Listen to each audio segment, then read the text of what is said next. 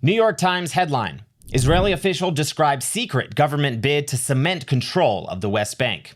CNN headline: Far-right Israeli minister sets out plan to prevent West Bank from becoming part of a Palestinian state. Times of Israel headline: Smotrich recorded describing mega dramatic plan for civilian control over the West Bank. What is going on in Israel's government?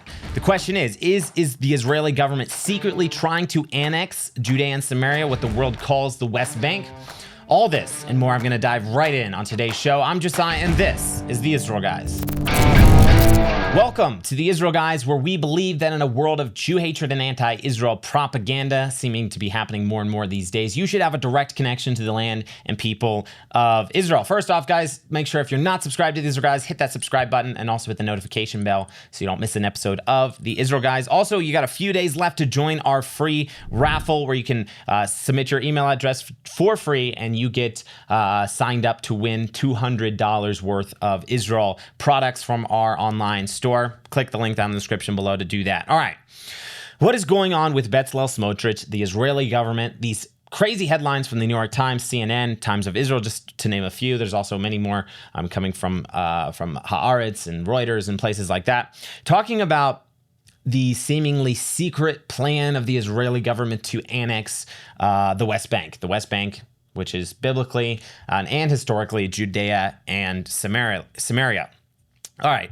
So what's going on in the government? Like, what's happening? This is with the Israel's finance minister, MK Bezalel Smotrich.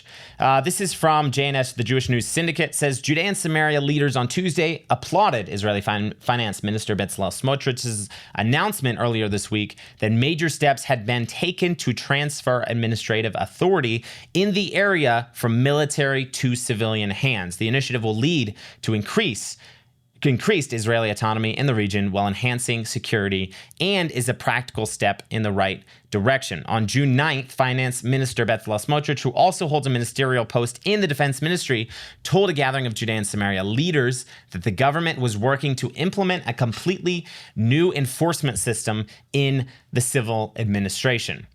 Okay, so that's a little bit like what's going on. So basically, Bezalel Smotrich is trying to transfer some of the authority from the military-controlled civil administration to civilian hands, to the elected civilian leaders in Judea and Samaria. So the civil administration, for those who don't know, here inside of Judea and Samaria in Israel, is part of the Defense Ministry. It's under the Defense Ministry, and it's responsible for overseeing, among other things, construction and a lot of other civilian bureaucracy inside of Judea and Samaria. So Smotrich holds the ministry in the Defense Ministry that is in charge of the civil administration. Smotrich made some, and he's making right now, and this is what the announcement and triggered all these crazy headlines, significant moves to transfer some of the authority that pretty much the civil administration, which is run by the Defense Ministry, has had control over the entire area of Judea and Samaria. Over 500,000 Jewish residents now, which is kind of crazy because originally it was put in place a temporary, the civil administration, part of the Defense Ministry, has control and oversees civilian affairs in Judea and Samaria because, this is whatever, it's not quite Israeli territory because Israel hadn't fully recognized sovereignty over it, hasn't annexed it, and temporarily we're going to put the civil administration in charge of that. Now there's over 500,000 residents, Jewish residents inside of Judea and Samaria, and Smotrich is now making moves and changing things within the government, changing policies to transfer some of that authority from military to civilian hands, and he's doing it in such a way that if the government falls apart, this change in the system would actually remain in place, which is huge. This is a big step. Smotrich said, quote, "The administration is established. The transfer of legal authority is fixed. If tomorrow the government falls and I leave here, it's there. Such is how it is defined and set. I'm saying to you that this thing is mega dramatic." So there you go. That's where the headline got the mega dramatic line. It is dramatic because this is a big deal, and it's a big move for forward progression of the Jewish residents inside of Judea, the Israeli residents inside of Judea and Samaria.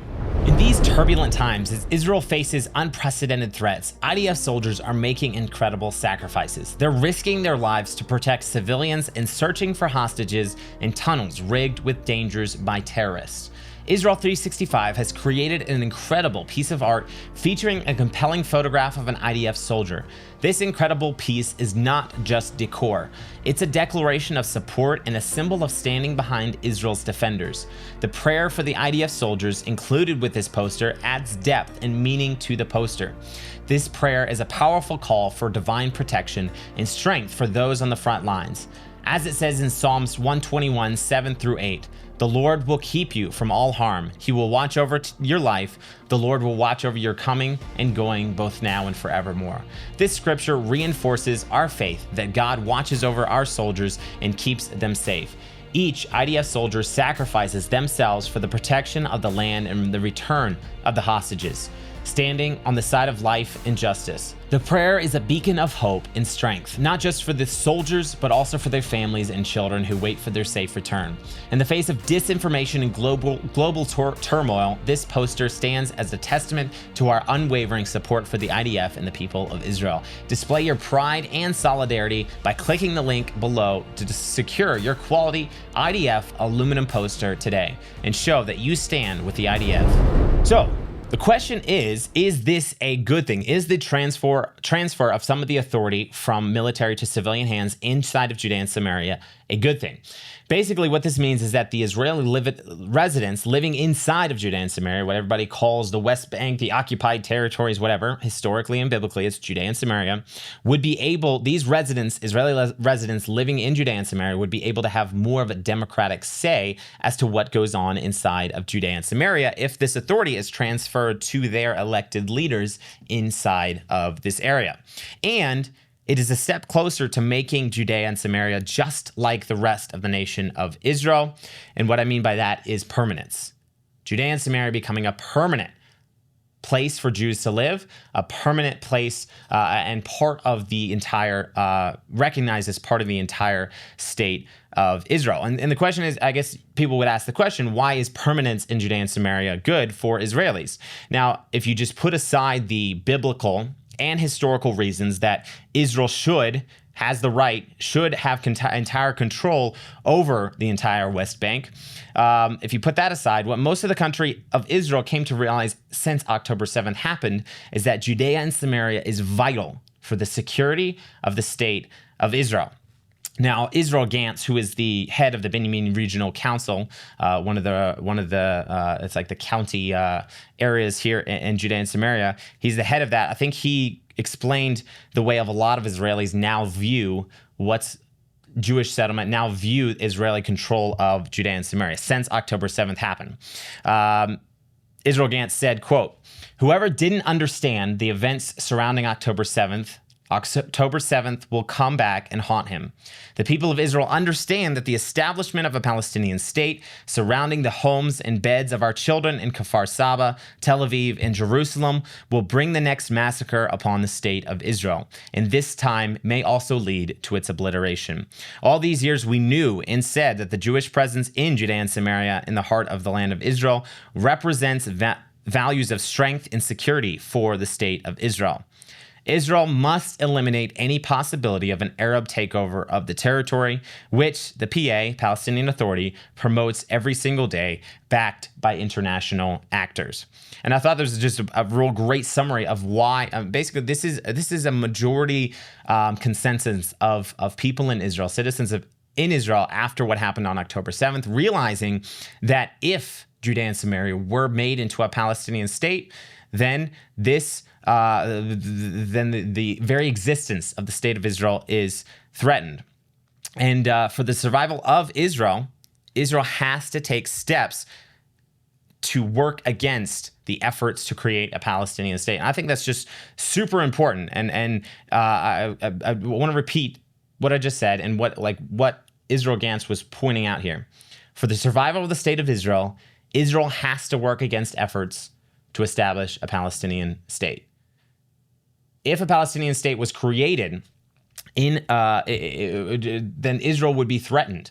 There'd be all these people realize Israelis in Israel realized this after October 7th, and now Bezalel Smotrich, who has always promoted the idea of Jewish settlement in Judea and Samaria for many reasons, one of these being the reason, but most people didn't see it because they turned a blind eye to the terrorism that was happening, but they could no longer turn a blind eye to October 7th and realize the reality on the ground if such a state were created.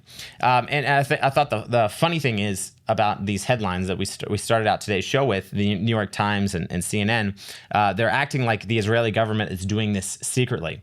Bezalel Smotrich himself, MK Bezalel Smotrich, responded to the New York Times headlines on X. He wrote, quote, "The New York Times investigation did not reveal any secrets. The vast majority of the Israeli public moved on after the massacre by Hamas and understands full well that a Palestinian state in Judea and Samaria would endanger the existence of the state of Israel and opposes it." That was a translation from the Hebrew.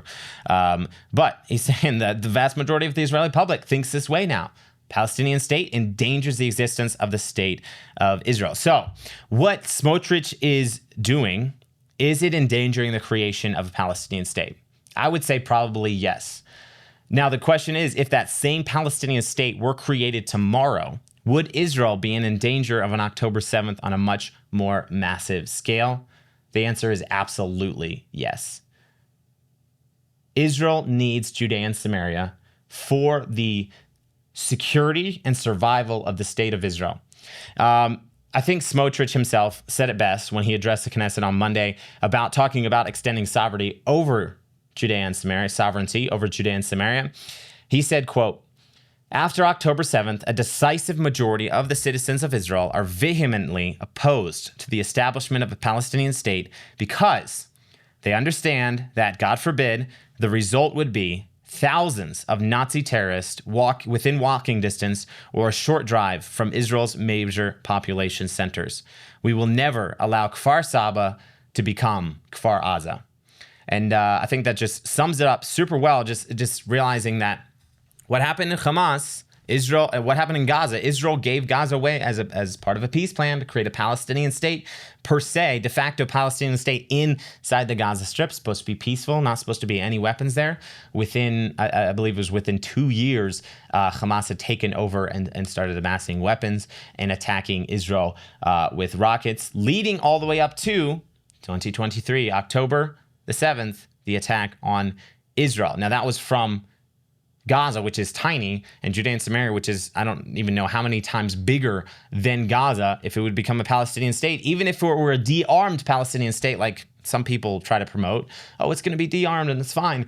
If that were to happen, no, that's not the way it works in these cultures, in these Palestinian cultures. The Palestinian Authority that now runs a lot of the civil authority for the Palestinian residents that live inside of Judea and Samaria, they themselves promote terror. They pay the salary of terrorists and are basically a terrorist organization themselves. So no, these organizations are not going to willingly de-arm themselves to create their own state, and they're sworn to the destruction of Israel. So all we have to do is look at the facts, look at history, read what's actually happened, and you can see very, very clearly that creating, pushing policies like this, like Bezalel Smotrich is now pushing in the Israeli government, is actually beneficial and crucial to the survival of the state of Israel, security of the state of Israel. Whereas if that happens, the lives of the Palestinians inside of Judea and Samaria, they're not threatened at all. If Israel were to annex Judea and Samaria, there would not be lives that would be threatened. Maybe the lives of terrorists who are trying to kill Israelis, those would be threatened because Israel would be able to go into all these areas and root them out. Yes, those terrorist lives would probably be threatened, but that indeed would be a good thing. Guys, thanks for watching. Don't forget to check out the epic IDF aluminum posters. Click the link down in the description below. And remember to subscribe to the Israel Guys. As always, stop listening to the lies of propaganda and connect with the truth of what is happening in Israel.